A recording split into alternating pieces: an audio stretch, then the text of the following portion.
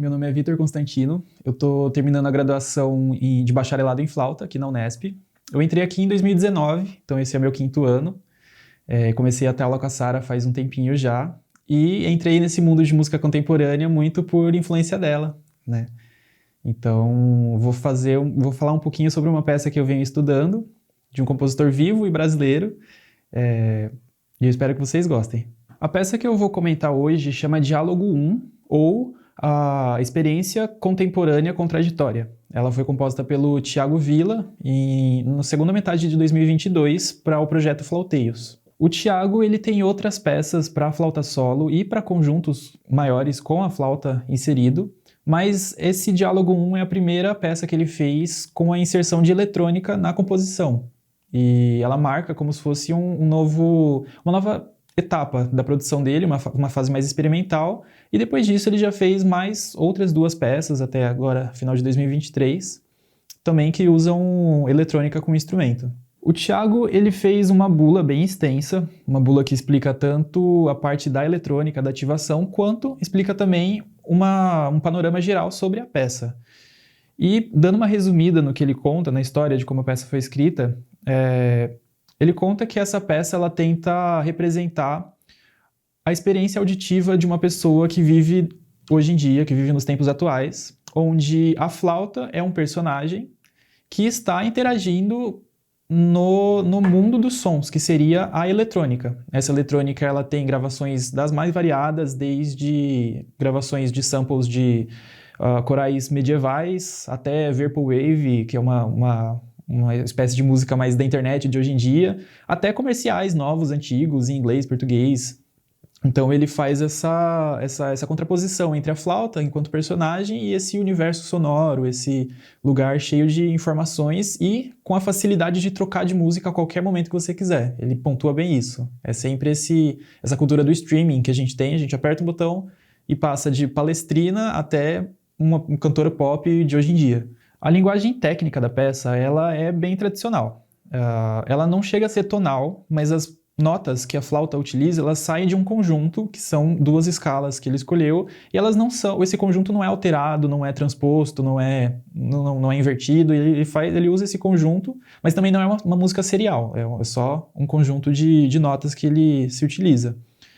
A exploração dessa peça não se dá, então, nas técnicas estendidas. Então, você não vai ter técnicas que sejam muito diferentes do convencional na flauta. Mas ele se utiliza bastante desse diálogo, como diz o nome da peça, entre a eletrônica e a flauta, que convida o intérprete a fazer uma variação timbrística, uma variação de textura, e casar bem essas duas coisas. Fora do quesito técnico do instrumento, a linguagem dele aí sim já é mais reimaginada, né? Reinventada, porque saindo do mundo, pensando no mundo instrumental, ele usa técnicas que não são exatamente comuns para instrumentistas fazerem, como, por exemplo, falar com a sua própria voz, tem uma parte que a gente fala na peça, andar pelo palco, posicionamento cênico, tem uma parte que a gente toca sentado no chão, então ele faz essa exploração com a parte não técnica do instrumento, com a parte artística no geral. Agora, falando da escrita da peça em si,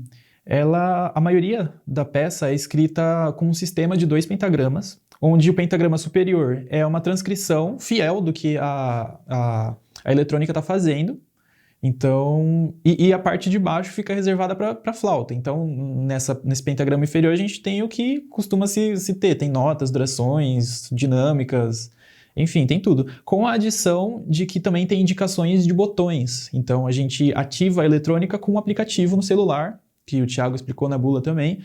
Então, a gente tem as indicações de quando apertar o botão, botões de ensaio, etc. Agora, a estrutura da peça, enquanto composição inteira, ela é uma estrutura que segue uma linha narrativa e ele está contando a história desse personagem, que nem eu falei, da flauta, que é um personagem nesse universo, que está sendo representado pela eletrônica, e ela tenta sempre encontrar a própria voz, mas não negando o que a eletrônica está fazendo. Ela, na verdade, dialoga de forma ativa com o que a eletrônica está fazendo. Então, muda-se os timbres, ela pega melodias que são executadas na eletrônica e toca também. Então, acontece sempre essa transformação. Entretanto, lembra que eu disse que ele tem uma base de notas que ele utiliza e não muda. E esse é o que ele fala que é meio que o DNA da voz da flauta, né? Então, ele está sempre modificando os temas que está usando, mas sempre com as mesmas notas, o mesmo DNA. E no final, a flauta, depois de uma interrupção abrupta com falas e comerciais, uma coisa chegou ao ápice. Depois de tudo isso, tem silêncio. E então a flauta e o flautista sentam-se no chão, como se estivessem estudando na casa deles, e se tem uma cadência bem longa com essas notas que estão no conjunto, como se ele estivesse tentando recuperar a voz que já foi modificada e apresentá-la de novo, né? Os desafios técnicos da peça, eles são parecidos com o que se tem na música de câmara, apesar de ser uma peça solo, porque você tem que fazer que a eletrônica esteja sempre em sincronia e sempre timbrada com o que você está fazendo na flauta, né? E a parte difícil disso é que a eletrônica, na verdade, ela é acionada e ela não para. Então, muitas vezes tem gatilhos de notas que você, quando toca essa nota, a eletrônica faz alguma coisa, mas, no geral, é uma gravação contínua que não deixa muita liberdade para experimentações rítmicas ou variações de andamento. Então, isso tudo tem que estar bem já firme e já seguro para quando juntar com a eletrônica ficar tudo sincronizado, não acabar um antes do outro. E a forma que eu estudei essa peça foi exatamente assim. Primeiro eu separei tudo, então não toquei com eletrônica, toquei com metrônomo e fui colocando as coisas onde deveriam ser, com o metrônomo na indicação da partitura. E só depois de ter tudo bem memorizado, tudo bem decorado e os andamentos bem intrínsecos, aí eu coloquei a partitura para tocar. Ele tem os botões de ensaio, que são recortes menores, para não tocar a música inteira, só para tocar o final, né? Então, fiquei usando esses botões de ensaio, que facilitaram bastante. E uma dica minha para quem está estudando a peça é tentar casar a sonoridade da flauta com a sonoridade do que está acontecendo. Já falei disso muitas vezes, mas exemplos práticos. Por exemplo, quando ele começa a fazer um coral renascentista, pensei em colocar um som de flauta mais parecido com o traverso, uma coisa mais nesse sentido. Agora, quando ele coloca um vaporwave tocando, eu já pensei em uma coisa mais parecida com jazz. Então, o som ele não é inteiro e não modificável, não. A flauta é um instrumento bem versátil, um instrumento bem colorido, e eu acho que essa peça trabalha bem a possibilidade de fazer cores diferentes. Então esse foi um breve resumo do que eu adquiri com a peça, de como eu estudei, do que eu pesquisei do compositor. E eu espero que isso tenha motivado vocês a aprender essa peça, a aprender mais sobre o Thiago Villa e aprender cada vez mais peças contemporâneas e brasileiras. Então, bons estudos para vocês!